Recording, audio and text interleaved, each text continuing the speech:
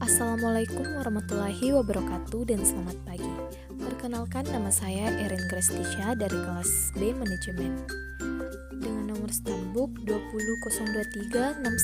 2002361201074, Fakultas Ekonomi, Program Studi Manajemen, Universitas Andi Cemek. Di sini saya akan menjelaskan pengertian planning atau perencanaan. Secara umum, pengertian perencanaan adalah suatu proses menentukan hal-hal yang ingin dicapai atau tujuan di masa depan serta menentukan berbagai tahapan yang diperlukan untuk mencapai tujuan tersebut. Adapun karakteristik perencanaan, yang pertama, managerial function, goal oriented, pervasive, continuous activity, intellectual process, futuristic, decision making. Yang pertama, fungsi manajerial.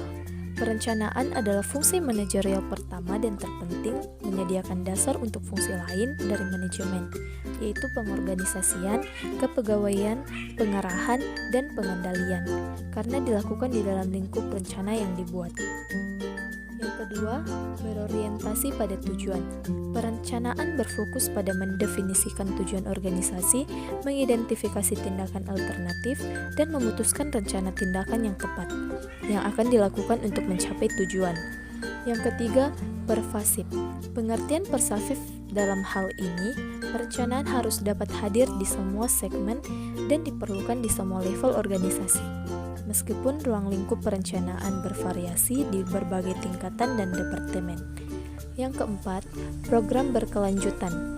Rencana dibuat untuk jangka waktu tertentu, katakanlah untuk 1 bulan, kuartal, tahun, dan seterusnya. Setelah periode tersebut berakhir, rencana baru dibuat dengan mempertimbangkan persyaratan dan kondisi organisasi saat ini dan di masa depan.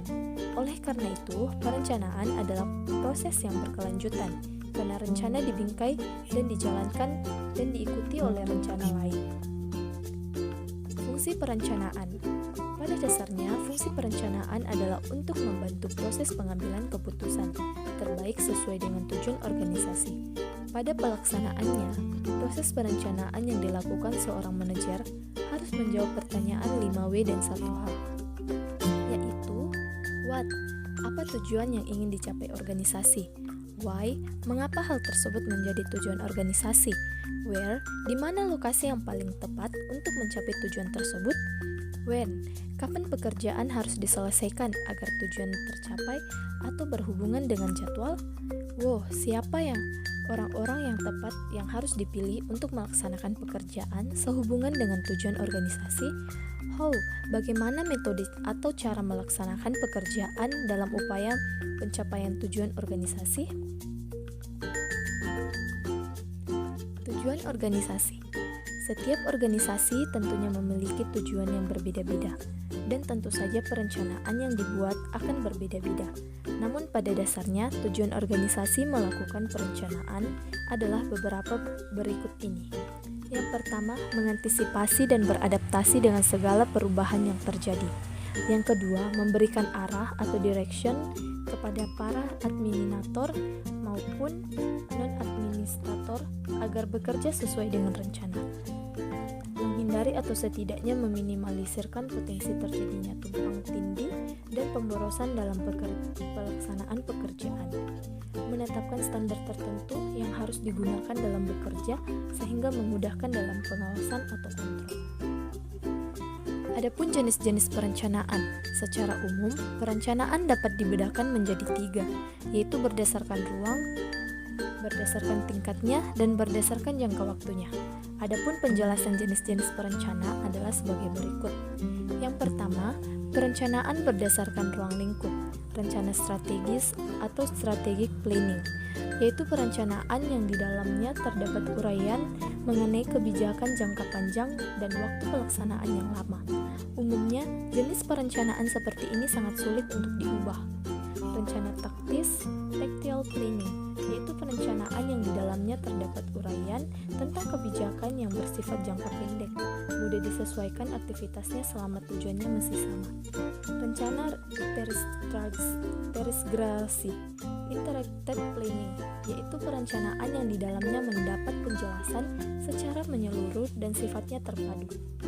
Yang kedua, perencanaan berdasarkan tingkatan. Rencana induk, Master Plan, yaitu perencanaan yang fokus pada kebijakan organisasi di mana di dalamnya terdapat tujuan jangka panjang dan ruang lingkupnya luas.